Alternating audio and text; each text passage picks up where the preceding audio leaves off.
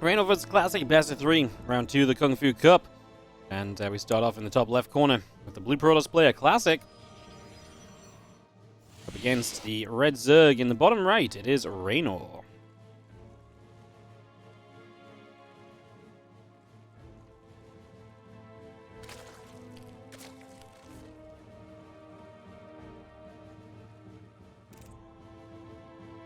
Best of 3 PvZ.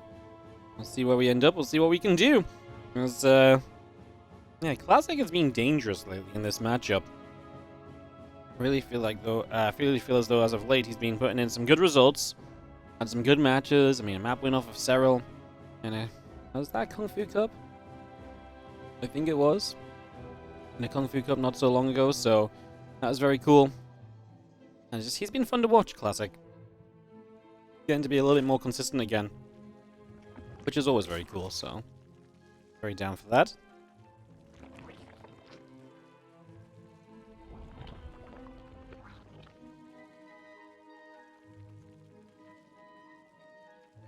Hatch gas pool, all on the way here to get us started.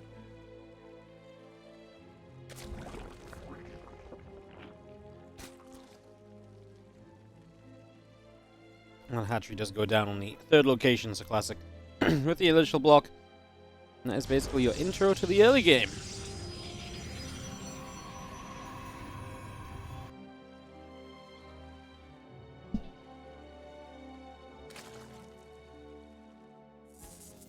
Probably going to be as annoying as it can be. The first few moments. We'll see what kind of build Classic opts for in game 1 here.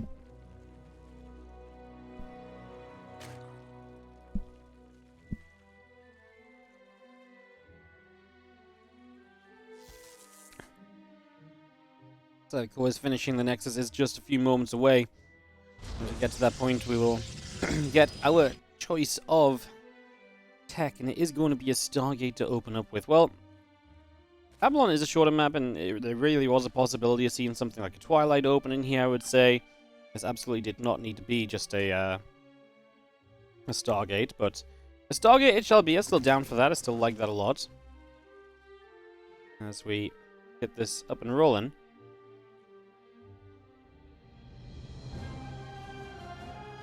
Link speed just coming through, a couple extra drones coming out. Warp gate producing on the side of Classics. Again, that warp gate up and running as well. As Amos Adept is going to shade through the third base, go towards the natural.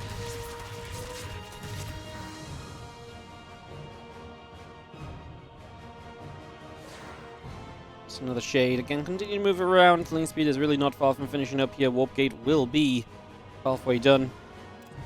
I think it's just a game is setting up for the moment in these early stages.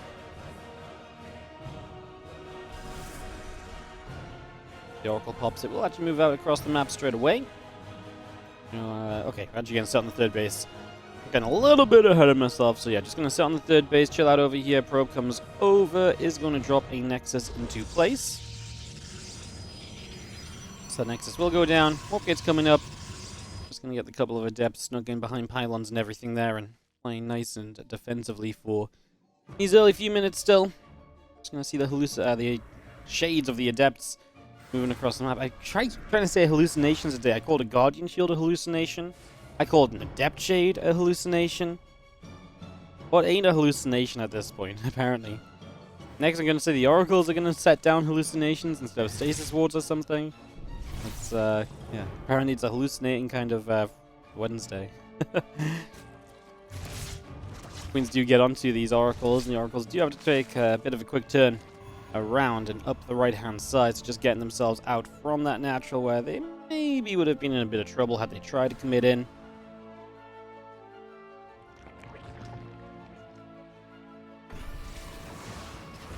Well, at the same time, just drop a little Revelation down and clean out a bit of creep spread at the front. Adepts are going to come shading through. Heading down to the bottom here. Claire, Evo Chamber. All of this still being brought up as our Oracles will dive for one drone. A couple extra gates, a couple extra probes still producing here. The blink is on the way as well. Twitch chat's a hallucination. Oh my god. You mean I've been talking to myself all these years? Every time I reply to Twitch chat, yay. Excuse me. Roach Rod and Lair do build up though, as Reynor is going to show us a Roach kind of style. Obviously, we've seen a fair amount of melee-based games as of late from Zergs. Especially think of that just because we saw so much from Serral in the finals against Max Packs of ESL Masters. Melee upgrade does start up on the side of Reynor. So getting that underway, getting that started. And other than that, let's see what comes up next. Lair is about to finish up the Queens. Got on top of the Oracle for a little while. First Oracle already taking a lot of hits. A single drone went down.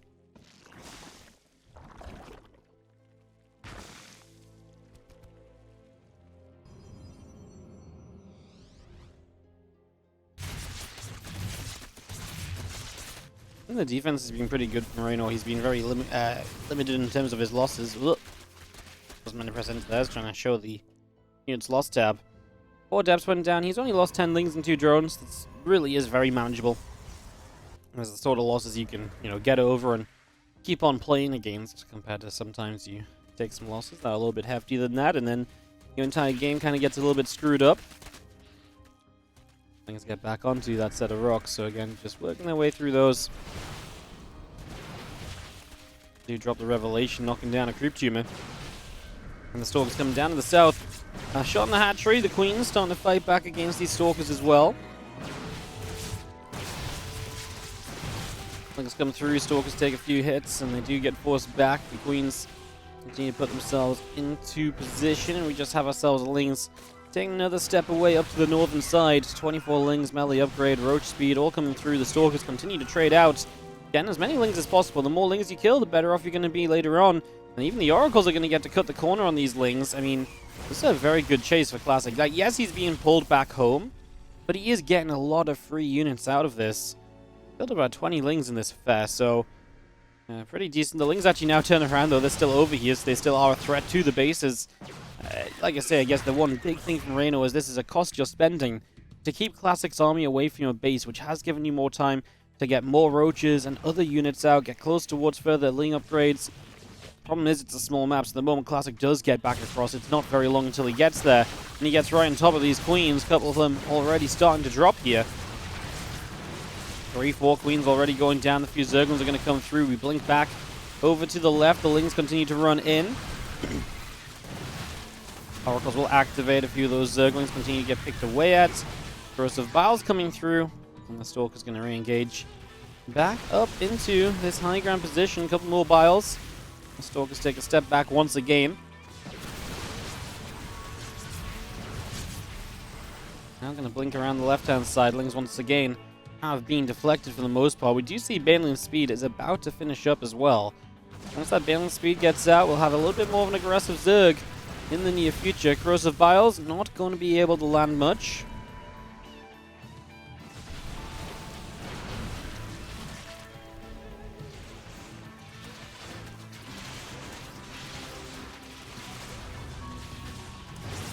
So he's coming around, he's going to get some more shots off. We do see the Overlord taking some hits, and again, a couple more Corrosive Vials continue to come into play. Banes will roll from the right side. Lings will run in from the top. Stalkers blink to the low ground. They blink again. The rest of this Ling Bane Roach Ravager continues to pound on into this Stalker group. Another step back, but I do feel as though Classic has taken a bit of a lead. A lot of that might just be Reynor needs to spend his money. And he does 28 Baneling start and morph in. He definitely does spend a chunk of it right there, so that's definitely a decent idea.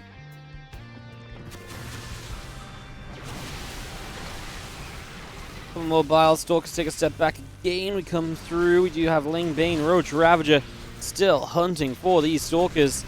Oracles are going to begin to activate. Banes are going to take a lot of damage. Corrosive Vials will not quite connect. The Oracle's getting out of the way. Getting out of reach as our Stalkers are going to come re-engage through one more time. Lings taking a few more shots. Lings will continue over. Seeing our Stalkers escape over to this far left-hand side. Extra few Zealots will be coming through in a couple of moments. Going to start charging into this.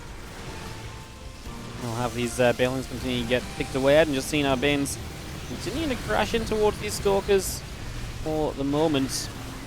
Oracle's going to get rid of one of the Ravagers, get rid of a couple. Stalkers now blinking through. Ravagers continuing to go down.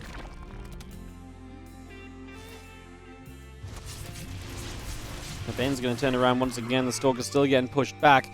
You have the Banes coming through, going to try and hit the Zealots. We do see a couple of Zealots going down as well. And the Ling's continuing to get a bit of a wrap around there. Doing a very good job of this.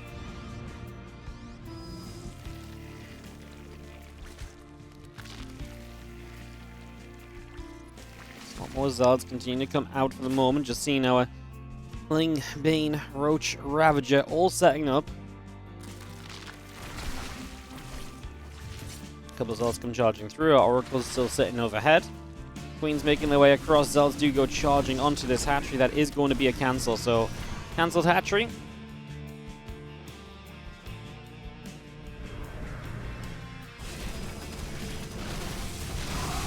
Wasn't going to cancel the warp in.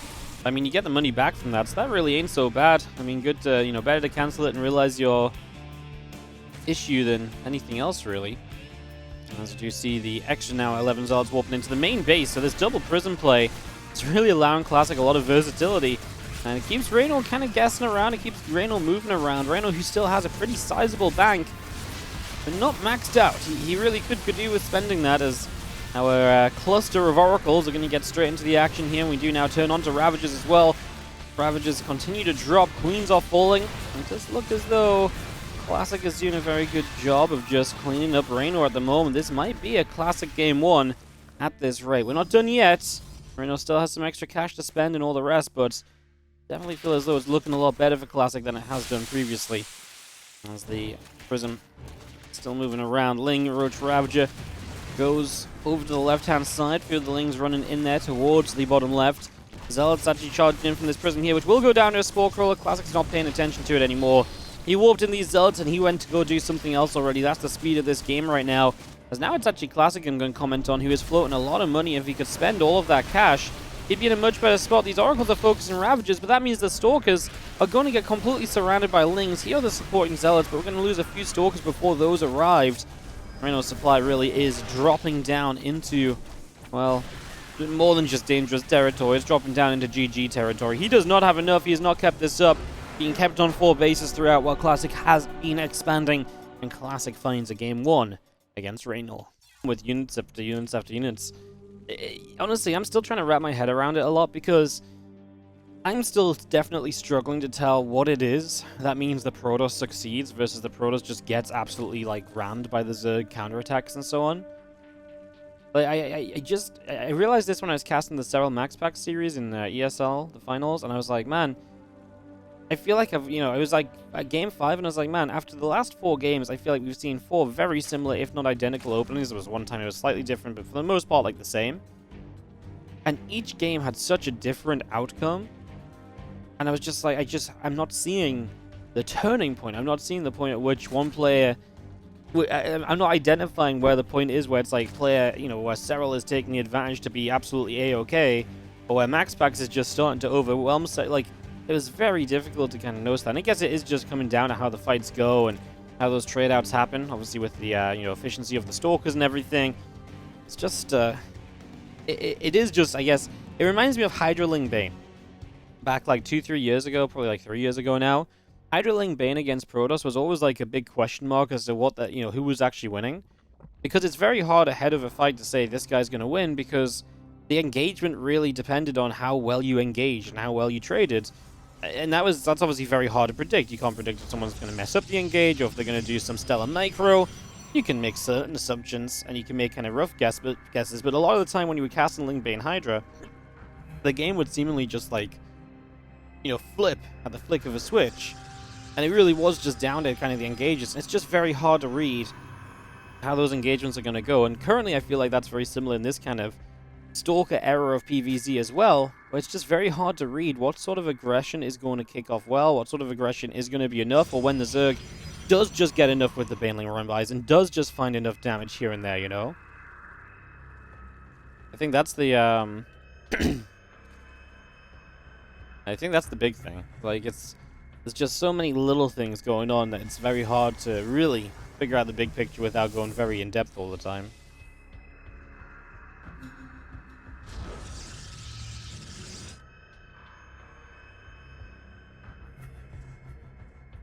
What am I telling people? we see Spirit today? If he's still in the tournament after this, we might head into his section. Obviously, it's just an open cup. A lot of it really depends on which match is starting, when we need a match. You know, when our match finishes, what match is starting next, because, well, obviously it is nice to wait for certain games that are, you know, big watches and cool games and cool series. There's also an element of we don't want to just sacrifice ourselves to the RNG gods and, like, sit and wait for ages for a series only for it to not be the series we want, or all that kind of stuff. So there is an element of just keeping the games going. Definitely a factor. As you see our Oracle continuing out for the moment.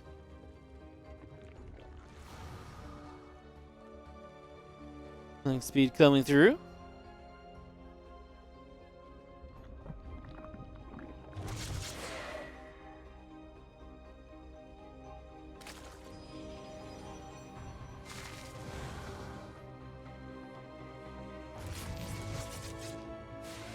That tree is going to be finishing up at the front. We do have ourselves a Twilight Council coming in. Warp Gate is coming through. A couple extra gates continuing up as well.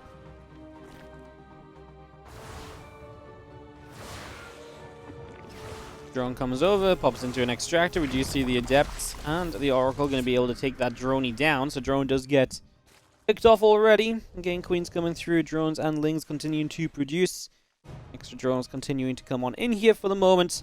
As our Oracle sets up, our Twilight Council comes down, and our Lings trying to get a wrap around on a couple of these Adepts as they move into the main base. We are going to try and see what we can do. Getting a couple of drones already, looking for number 3. Not bad at all. 3 workers early for 2 Adepts is a very good trade. And now the Oracle finds a pretty good access point. There are Queens on the upper side as well, so it will take a bit more damage than it maybe thought it would. But I'm kind of down for that. That still feels pretty reasonable for the moment.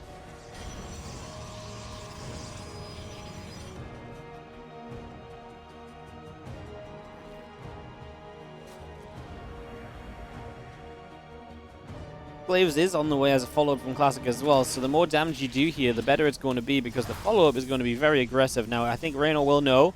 He just saw those extra Adepts walking in, although nowadays, you actually see a lot of these Oracle Adept attacks without Glaives being a part of it, so maybe he doesn't know exactly.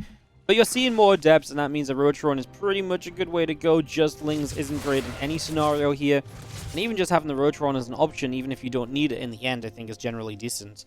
Of course, here, you absolutely would like to have some Roaches. That is going to help you a lot against these Glaives. Let's see if Classic can do much with it. Whoa, these Adepts commit early.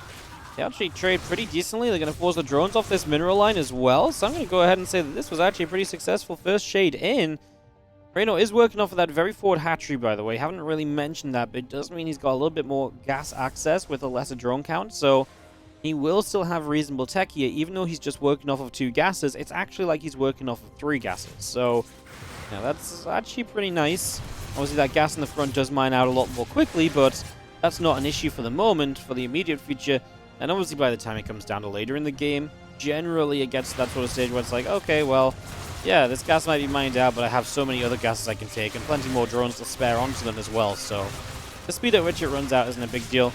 The Adepts got a decent trade against Lings again. Initially, they're going to find this mineral line. Reynor didn't see it coming. He was very slow to respond, pulling these drones away. That is going to be very costly. 8 workers going down.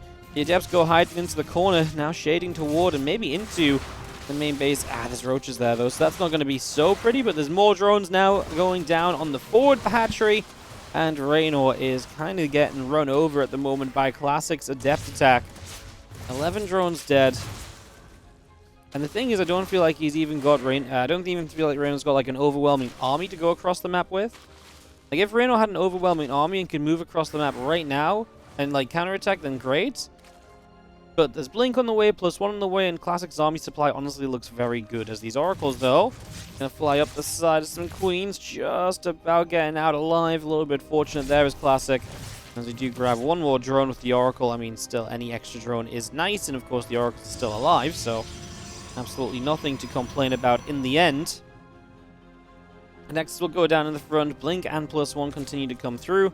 Robo Facility, Nexus, all coming in as well. Just seeing our Warp Gate settling in the main base.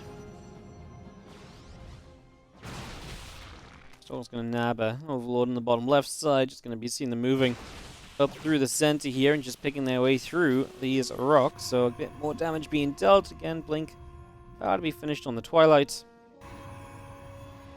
That Nexus on the front, the 4th base coming through as well, as our Temple Archives is about halfway done.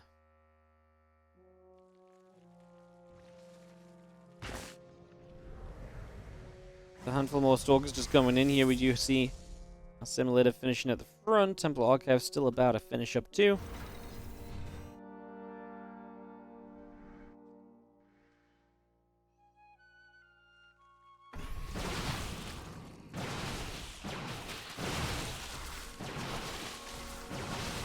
And this is the point where Classic starts to potentially overwhelm given time. Reynor's going to introduce the Infestors this game. It's going to be a very different approach to what we saw previously. A little bit of a different way of doing things, for sure. I'm kind of down for it.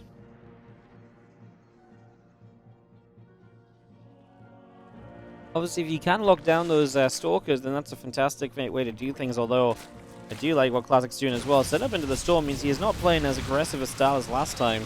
He is going to calm down a little bit on some of these attacks. Like, he will, sit around and trade where there's value to be gained, like right here. But he's not going to go overboard. He's going to go into the Storm follow-up instead, and that means he really will be able to play a much more comfortable, much more longer game.